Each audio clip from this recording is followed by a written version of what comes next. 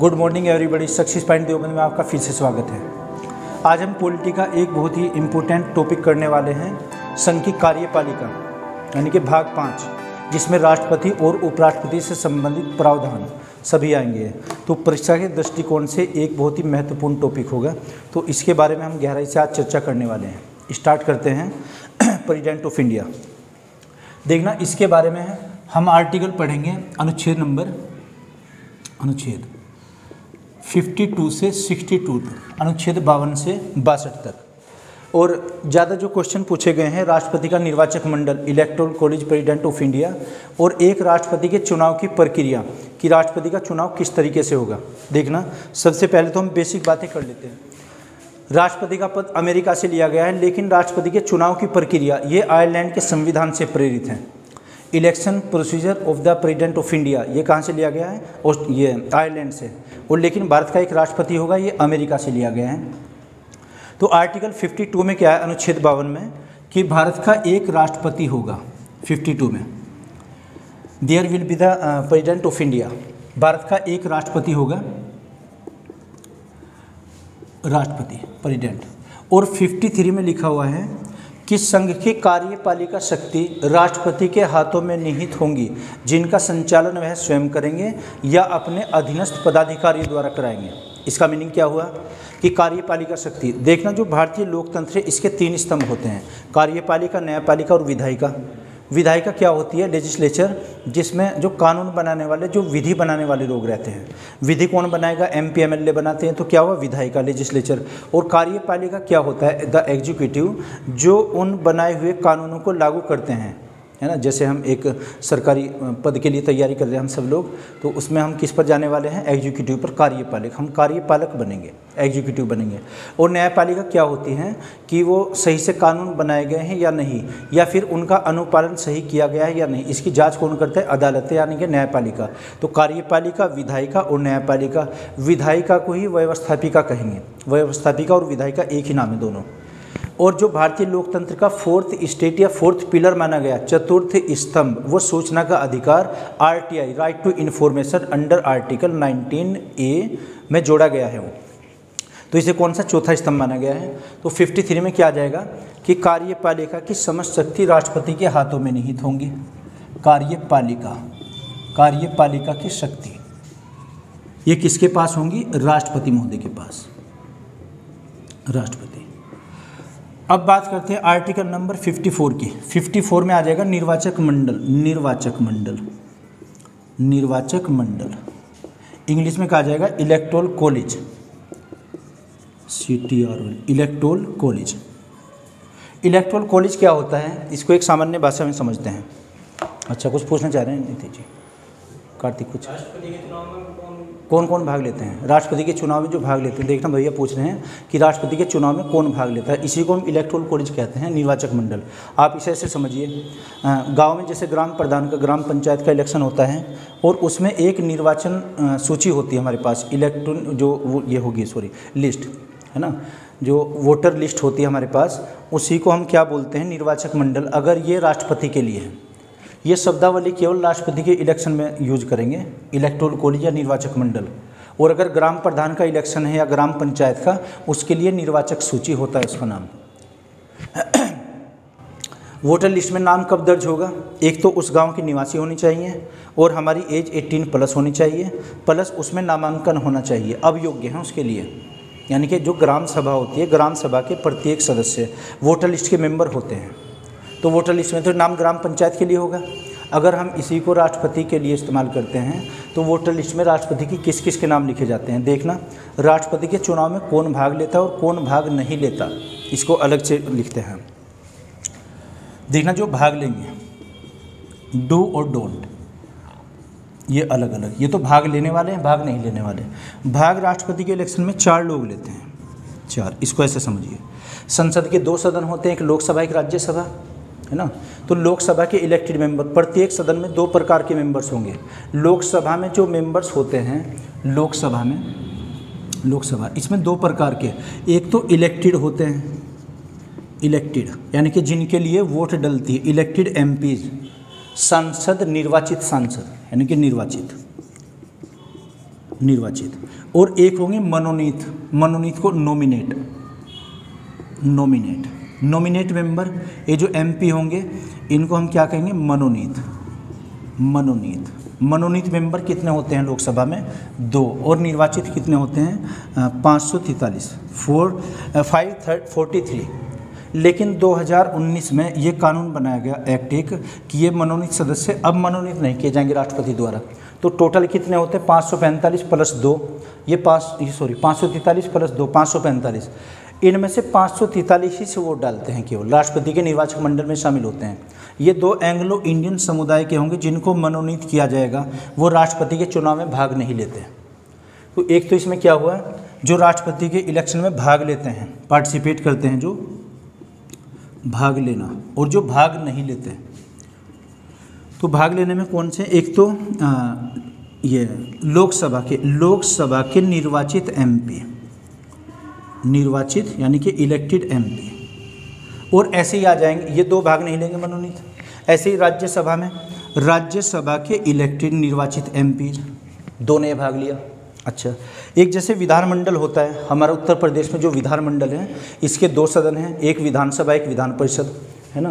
तो विधानमंडल के जो हमारा विधानमंडल है इसके 2 सदन, एक तो विधानसभा और एक विधान परिषद। विधानसभा के जो मेंबर होते हैं इनको तो हम बोलते हैं एमएलए, ये क्या आ जाएंगे, एमएलए, और विधान परिषद के होंगे एमएलसी। एमएलए और एमएलसी जानते हैं ना दोनों को आप। अच्छा, एमएलए को हिंदी में क्या कहें, विधायक, एमएलसी को भी विधायक, बस एमएलसी से हो जाएगा कि ये विधान परिषद के सदस्य होते हैं। एमएलए अगर बात करते हैं यहाँ पर होते हैं 403 और प्लस 1, ये एक एंग्लो इंडियन मनोनीत होते हैं, मनोनीत, और इनका निर्वाचन होता है, निर्वाचन। तो जिनके लिए वोट डलती है 403 के, है ना, जो इलेक्टेड होते हैं, तो इसमें आ जाएगा 3 नंबर, विधानसभा के इलेक्टेड निर्वाचित एमएलए भी भाग लेते हैं। और केंद्र शासित राज्य कितने हैं भारत में, 8, है ना। उन 8 में से दिल्ली और पांडिचेरी के ही इलेक्टेड मेंबर भाग लेते हैं। 6 उसमें जो यूटीज होंगी यानी कि संघ शासित राज्य, वो भाग नहीं लेते हैं। तो कौन कौन से लेंगे, यूटी केंद्र शासित राज्यों के निर्वाचित एमएलए। तो किन किन लोगों ने भाग लिया देखना, लोकसभा के निर्वाचित एमपी, राज्यसभा के निर्वाचित एमपी, विधानसभा के निर्वाचित एमएलए, विधायक, ये जो केंद्र शासित राज्य होते हैं, यूनियन टेरिटरी, केंद्र शासित राज्यों के निर्वाचित एमएलए, ये तो भाग लेते हैं। 5 लोग भाग नहीं लेते हैं, 5 कौन कौन भाग नहीं लेते, एक तो विधानसभा की, अभी डिस्कस किया, विधानसभा में 2 प्रकार के मेंबर होंगे, इलेक्टेड और नॉमिनेटेड। तो जो इलेक्टेड होंगे तो भाग लेंगे, लेकिन ये पार्टिसिपेट नहीं करेंगे, मनोनीत। ऐसे याद रखिए कि मनोनीत वर्ड ये राष्ट्रपति के इलेक्शन पर लागू नहीं होता। एक तो लोकसभा के मनोनीत एमपी, लोकसभा के मनोनीत एमपी भाग नहीं लेते, राज्यसभा के मनोनीत एमपी भाग नहीं लेते, और विधानसभा के मनोनीत एमएलए भाग नहीं लेते। कोई भी एमएलसी भाग नहीं लेता, कोई भी MLC, member of legislative council, यानी कि जो विधानमंडल होंगे इसमें एमएलसी कोई भी भाग नहीं लेगा। राष्ट्रपति के चुनाव में एमएलसी भाग नहीं लेता, आए ना समझ, कार्तिक जी। अच्छा जी, तो कोई भी एमएलसी भाग नहीं लेगा। और जैसे 8 केंद्र शासित राज्य आपको पता है, 8 केंद्र शासित राज्यों में से 2 ही भाग लेते हैं, 6 केंद्र शासित राज्य भाग नहीं लेते, इनके दिल्ली और पांडिचेरी के अलावा। यूटी जैसे है था ना, दिल्ली और पांडिचेरी ये भाग लेते हैं। तो इसमें कौन, दिल्ली पांडिचेरी के अलावा 6 केंद्र शासित राज्य, केंद्र शासित, ये भाग नहीं लेते हैं, ये लेते हैं केवल दिल्ली और पांडिचेरी। इसके अलावा ये दमन दीव, दादरा नगर हवेली, पांडिचेरी, है ना, ये लक्षद्वीप, है ना, अंडमान निकोबार, ये सब भाग नहीं लेंगे इसमें। तो इसमें 4 ये लोग भाग लेते हैं, 5 नहीं लेते हैं। तो इसको हम क्या बोलते हैं, electoral college of the president of India, राष्ट्रपति के निर्वाचक मंडल। जैसे गांव में वोटर लिस्ट होती है, राष्ट्रपति के लिए निर्वाचक मंडल होता है। ये किसमें, आर्टिकल नंबर 54 में है, ऐसा लिखा हुआ, अनुच्छेद नंबर 54 में। अब 55 की हम बात करते हैं, देखना, अमेरिका के संविधान से। लेकिन भारत में राष्ट्रपति का चुनाव कैसे होगा, ये हमने लिया है आयरलैंड के संविधान से। तो 55 में क्या है, 55 में आर्टिकल में चुनाव प्रक्रिया, चुनाव या निर्वाचन प्रक्रिया, election procedure of the president of India. इसमें क्या एक तो एक एमएलए की वोट का मान निकालते हैं, एक एमएलए की वोट वैल्यू क्या आ जाएगी, एक एमएलए की वोट का मान उसी राज्य की जनसंख्या को इलेक्टेड एमएलए से डिवाइड करेंगे और टोटल को डिवाइडेड बाय 1000, फिर 1000 से हम भाग करेंगे। क्या, किसी राज्य की, अगर हमें यूपी की निकालनी है, यूपी की जनसंख्या लगभग कितनी है, 20 करोड़, और बटे निर्वाचित एमएलए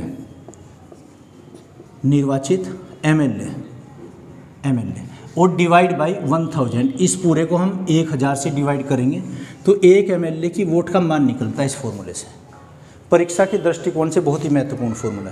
कभी कभी यहाँ डिवाइड की जगह वो मल्टीप्लाई लिख देंगे, गुना 1000 को 100 लिखेंगे, या फिर यहाँ पर ये सभी एमएलए लिख देंगे। याद रखना, निर्वाचित इलेक्टेड एमएलएज, इससे डिवाइड करेंगे, एक वोट वैल्यू निकलेगी। और यूपी में कितने एमएलए भाग लेंगे, जैसे 403 है, 403 से मल्टीप्लाई कर देंगे फिर हम, एक तो इस फॉर्मूले से। और एक एमपी की वोट का मान कैसे निकलता है, एक एमपी की वोट वैल्यू, एक एमपी की वोट वैल्यू क्या आ जाएगी, सभी राज्यों के एमएलए का मान, सभी राज्यों के एमएलए की वोट वैल्यू, जो हमने एक एमएलए की वोट का मान निकाला है।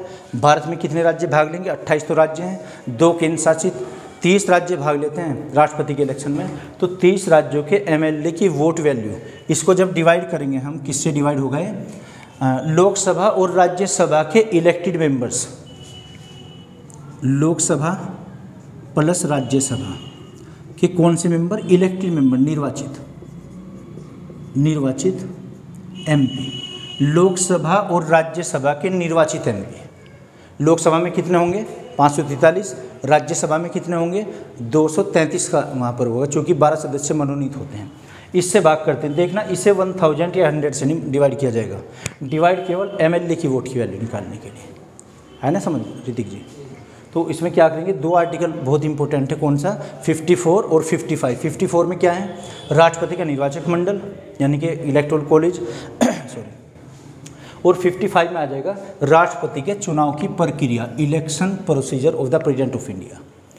फिर आर्टिकल नंबर 55 इसमें लिखा है 56 में कि राष्ट्रपति का कार्यकाल कितना होगा। आर्टिकल नंबर 56 इसमें क्या है, कार्यकाल। एग्जाम में केवल यही पूछा जाएगा, जैसे पेट का एग्जाम निकट होने वाला है, कि किस आर्टिकल में क्या है। ये दो तो बहुत ही महत्वपूर्ण है, 54 55। 56 में है कार्यकाल, राष्ट्रपति का कार्यकाल सामान्यतः कितना होता है, 5 वर्ष। 5 वर्ष का कार्यकाल होगा, लेकिन इसमें एक डाउट भी है, फिर जब तक नए राष्ट्रपति इलेक्टेड होकर ना जाए, चुनकर ना जाए, तब तक पुराने वाले ही अपना पदभार संभालेंगे। अब 3 ऑप्शन हुए इसके, क्या कि राष्ट्रपति का कार्यकाल कितना, tenure of the president of India कितना, सामान्यतः 5 वर्ष, या दूसरा ऑप्शन होगा नया राष्ट्रपति चुने जाने तक, या तीसरा ऑप्शन होगा चूँकि अवधि अब निश्चित नहीं है, constitution is mum over the tenure of the president of India, भारत के राष्ट्रपति के कार्यकाल के मामले में संविधान मौन है। तो 3 क्या हो जाएंगे, एक तो 5 वर्ष का, या दूसरा ऑप्शन हो जाएगा यहाँ से फिर, है ना, नया नवनिर्वाचित राष्ट्रपति, जब तक नए राष्ट्रपति ना जाए, या तीसरा ऑप्शन फिर ये होगा संविधान मौन है, मौन यानी कि कार्यकाल को लेकर एग्जैक्ट नहीं है। नए राष्ट्रपति का इलेक्शन मान लो 1 महीने तक नहीं हुआ, 2 महीने तक देश में अगर इमरजेंसी लगी है तो उसमें नया इलेक्शन नहीं होगा। तो अगर ऐसी ड्यूरेशन बढ़ती हुई चलेगी, अब राष्ट्रपति का कार्यकाल 6 वर्ष या 7 वर्ष या 8 वर्ष भी हो जाएगा, तो 3 आंसर क्या हुए, सामान्यतः 5 वर्ष। अगर ये 5 वर्ष आता है तो वर्डिंग लिखी हुई आएगी जनरली, सामान्यतः 5 वर्ष, जनरली 5 ईयर्स। और दूसरा आ जाएगा नवनिर्वाचित राष्ट्रपति, जब तक नए राष्ट्रपति नहीं चुनकर आते। और थर्ड वन हो जाएगा कॉन्स्टिट्यूशन इज मम, संविधान मौन है, फिर एग्जैक्ट नेम बता सकते हैं। ये किस में आएगा, आर्टिकल नंबर 56 में। ऐसे ही आर्टिकल नंबर 57 में क्या है कि क्या कोई राष्ट्रपति पुनः निर्वाचित हो सकता है, बिल्कुल हो सकता है। पुनः निर्वाचन क्वेश्चन आता है कि अमेरिका में राष्ट्रपति का चुनाव कितने बार हो सकता है, तो वहाँ पर एक व्यक्ति 2 बार मैक्सिमम बन सकता है राष्ट्रपति। हमारे देश में प्रावधान ऐसे नहीं, कोई बाउंडेशन, कोई सीमा नहीं है। एक व्यक्ति 1 बार, 2 बार, 3 बार, 4 बार, जितनी बार चाहे उतने चुनाव में खड़ा हो सकता है वो।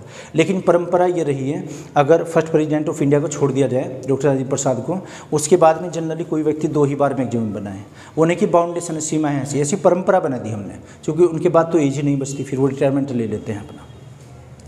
आर्टिकल नंबर 58 और 59।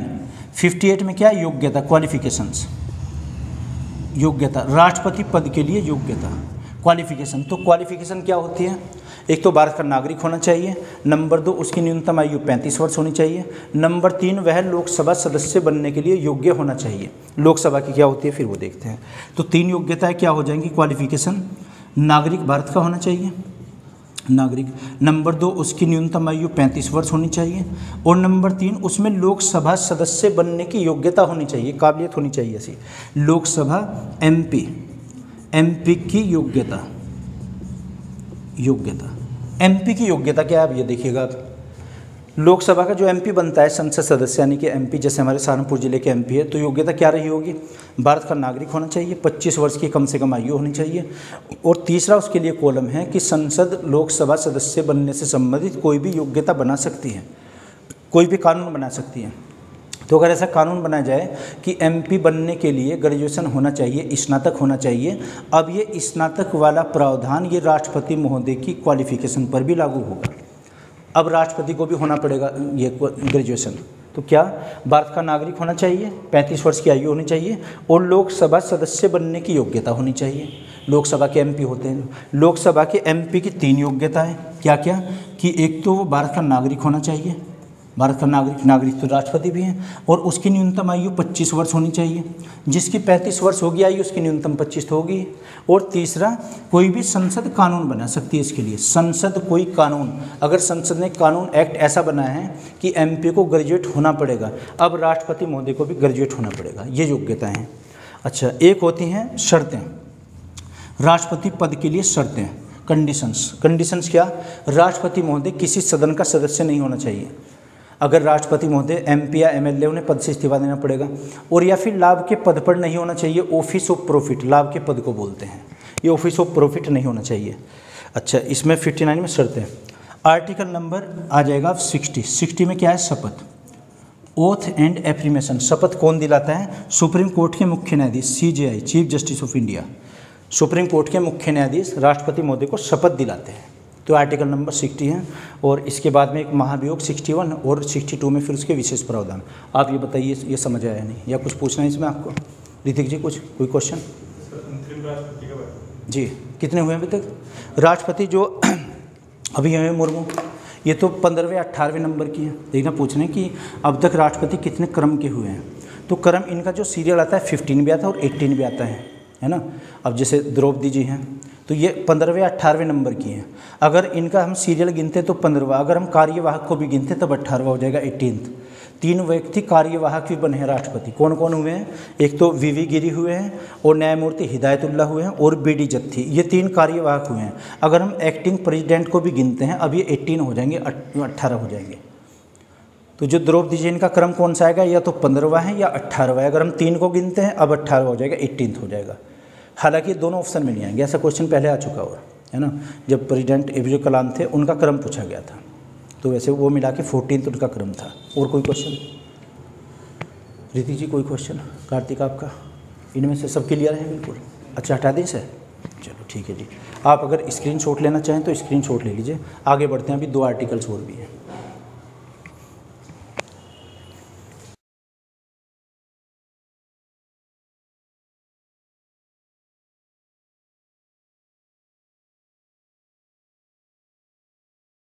हमारे हुए हैं आर्टिकल नंबर 61 और 62।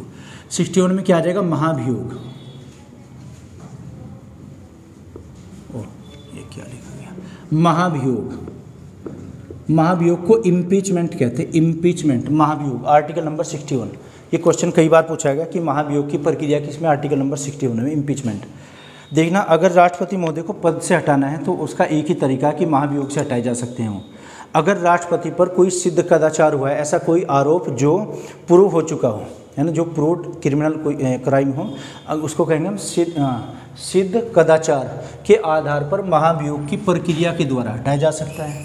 तो इस प्रक्रिया में क्या होगा, महाभियोग में 2 सदन होते हैं, जैसे लोकसभा और राज्यसभा, और राष्ट्रपति महोदय को हटाना है, प्रेसिडेंट ऑफ इंडिया को, राष्ट्रपति।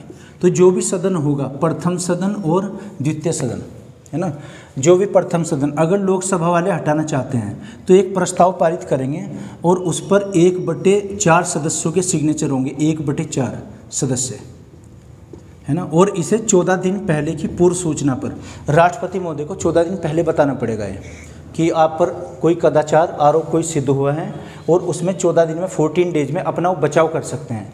तो कोई भी सदन शुरुआत कर सकता है अपने कुल सदस्य संख्या का 1/4 सदस्यों के हस्ताक्षर युक्त प्रस्ताव द्वारा।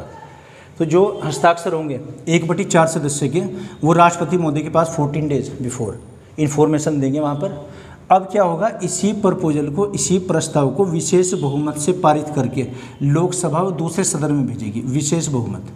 विशेष बहुमत कितना होता है, 2/3 भाग विशेष बहुमत से पारित करके, यानी कि 66.66% से अगर उसे पारित कर देते हैं। अब यहाँ से क्या होगा, राष्ट्रपति, ये राज्यसभा में जाएगा, और राज्यसभा भी अगर इसे पारित कर देती है इसी प्रस्ताव को, ये भी विशेष बहुमत से, अब क्या होगा कि राष्ट्रपति महोदय को अपने पद से इस्तीफा देना पड़ेगा। अब ये पद से इस्तीफा देंगे अपने, और उसमें एक सामान्य व्यक्ति बन जाएंगे। अब ट्रायल चलेगा, अब जो भी उन्होंने अपराध किया है उसके लिए कोई मुकदमा या कोई वाद चलेगा न्यायालय में। तो आर्टिकल 61 में क्या, महाभियोग। क्वेश्चन आया कि महाभियोग की प्रक्रिया कौन से सदन में शुरू की जाएगी। कोई भी सदन कर सकता है इसे, वो नहीं कि लोकसभा में ही होगी, राज्यसभा भी कर सकता है। एक मिनट, राज्यसभा भी ये शुरुआत कर सकती है। तो एक लाइन में समझिए, राष्ट्रपति महोदय को पद से कैसे हटाया जाएगा, महाभियोग के द्वारा, इम्पीचमेंट के द्वारा। और राष्ट्रपति का जब पद आकस्मिक रिक्त हो जाएगा, आर्टिकल नंबर 62 में, अगर राष्ट्रपति महोदय का पद आकस्मिक रिक्त है, यानी कि समय से पहले, प्रीमेचर, अगर ऐसे रिक्त हुआ है, तो 6 महीने के अंदर राष्ट्रपति पद के लिए नए चुनाव कराए जाएंगे। 6 माह के अंदर, 6 माह में, हाँ, चुनाव। और राष्ट्रपति की अनुपस्थिति में कौन कार्य करेगा, उपराष्ट्रपति। और अगर उपराष्ट्रपति भी अनुपस्थित हैं, फिर सुप्रीम कोर्ट का मुख्य न्यायाधीश, CJI। अगर मुख्य न्यायाधीश भी अनुपस्थित हैं तो सुप्रीम कोर्ट का ऐसा वरिष्ठतम न्यायाधीश जिसे राष्ट्रपति इस पद के लिए उचित समझते हैं, क्योंकि वहाँ पर आज की डेट में 33 अन्य होते हैं, 33 सुप्रीम कोर्ट में। तो राष्ट्रपति की अनुपस्थिति में उपराष्ट्रपति पदभार संभालते हैं। उपराष्ट्रपति भी यदि अनुपस्थित हैं तो सुप्रीम कोर्ट के मुख्य न्यायाधीश, अगर वो भी अनुपस्थित हैं, सुप्रीम कोर्ट के अन्य न्यायाधीश। तो यहाँ पर सुप्रीम कोर्ट से फिर बुलाया जाएगा उनको। अच्छा, 6 महीने के अंदर नए इलेक्शन होंगे, आर्टिकल नंबर 62 में। एक क्वेश्चन ये आता है कि यदि राष्ट्रपति से संबंधित चुनाव में कोई विवाद उत्पन्न होता है तो इसका निपटारा कौन करता है। इसका निपटारा सर्वोच्च न्यायालय करता है। देखना, वैसे तो भारत में जितने भी इलेक्शन हैं सभी के चुनाव संबंधी विवादों का निपटारा निर्वाचन आयोग के द्वारा किया जाएगा, अंडर आर्टिकल 324 से आगे हम निर्वाचन आयोग के बारे में पढ़ेंगे। और यहाँ से अगर बात आती है राष्ट्रपति के चुनाव संबंधी विवादों की, इनके विवादों का निपटारा कौन करेगा, सुप्रीम कोर्ट करता है। और यदि राष्ट्रपति का चुनाव अवैध भी घोषित कर दिया सुप्रीम कोर्ट ने, तो इनके द्वारा किए गए कार्य वैध माने जाएंगे, वो लीगल माने जाएंगे, उनको रद्द नहीं किया जाएगा। तो आर्टिकल नंबर 62 में। अब 63 से फिर उपराष्ट्रपति का हो जाता है शुरू।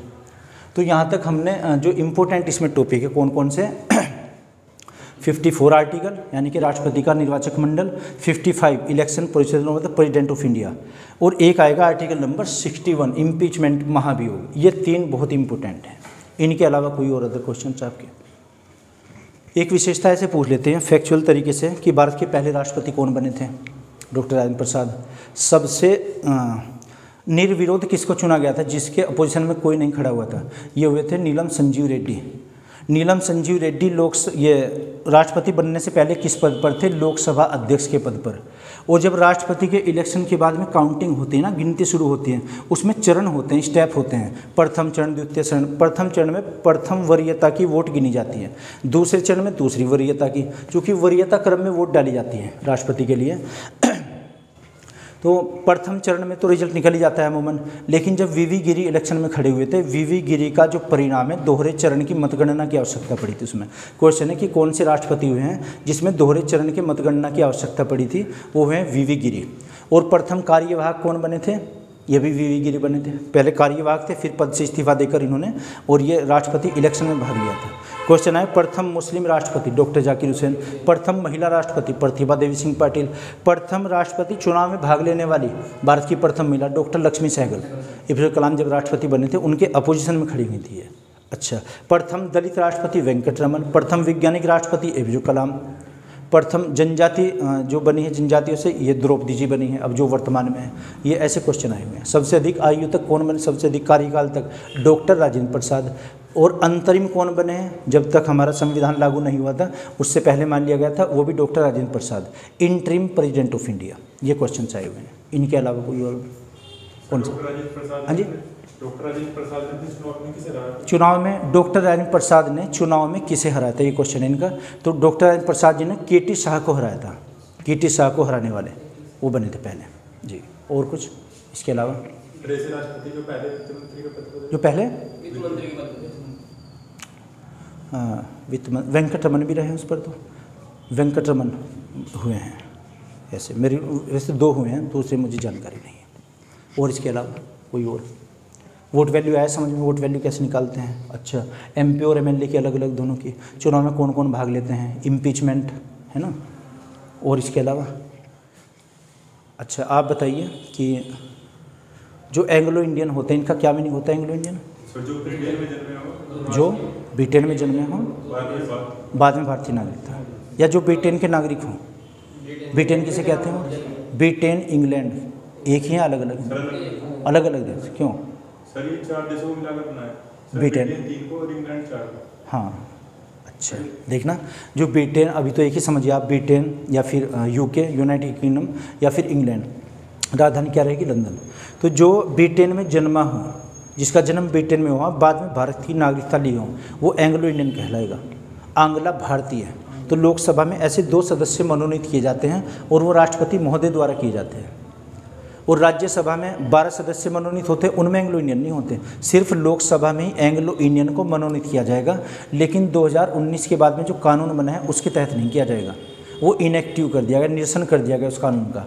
आज की डेट में कोई एंग्लो इंडियन संसद में नहीं है, मनोनीत नहीं किया गया। जो नॉमिनेट करते हैं राष्ट्रपति महोदय वो नहीं किए गए। और इसके अलावा कौन सा क्वेश्चन? सब क्लियर है एकदम बिल्कुल। ऋतिक जी आप बताइए। पद पर रहते हुए किसी राष्ट्रपति की मृत्यु हो गई? अच्छा, ये पूछ रहे हैं कि पद पर रहते हुए किसी की मृत्यु हुई है क्या? हाँ जी, डॉक्टर जाकिर हुसैन जो इनका पद का ये कार्यकाल था 1967 to 69, वो 3 साल तक ही रहे थे, पद पर रहते हुए मृत्यु हुई थी। ये सबसे पहले से राष्ट्रपति थे। तो जब इनकी डेथ हुई थी जाकिर हुसैन साहब की, इनकी जो एवजी में कौन आया फिर? पद रिक्त था, तो उपराष्ट्रपति महोदय। उपराष्ट्रपति कौन थे? VV गिरी। डॉक्टर जाकिर हुसैन के पद को रिक्त को भरने के लिए VV गिरी को बनाया गया। VV गिरी उस टाइम पर उपराष्ट्रपति थे। और जब VV गिरी ने पद से इस्तीफा दिया तो सुप्रीम कोर्ट के मुख्य न्यायाधीश न्यायमूर्ति हिदायतुल्लाह को बुलाया गया था। फिर हिदायतुल्लाह साहब वो बने थे राष्ट्रपति, ठीक है ना। तो राष्ट्रपति की अनुपस्थिति में भारत के उपराष्ट्रपति राष्ट्रपति के पद का पदभार संभालते हैं। और यदि उपराष्ट्रपति भी अनुपस्थित हैं तो सुप्रीम कोर्ट का मुख्य न्यायाधीश, और अगर सुप्रीम कोर्ट के मुख्य न्यायाधीश भी अनुपस्थित हैं तब सुप्रीम कोर्ट के अन्य वरिष्ठतम न्यायाधीश उनको बनाया जाएगा। और कुछ इसके अलावा क्लियर सब? तो ये मैं आशा करता हूँ आपकी सब समझ आया होगा। अगर नहीं तो कमेंट बॉक्स में आप लिख कर बताइएगा। Okay, thank you.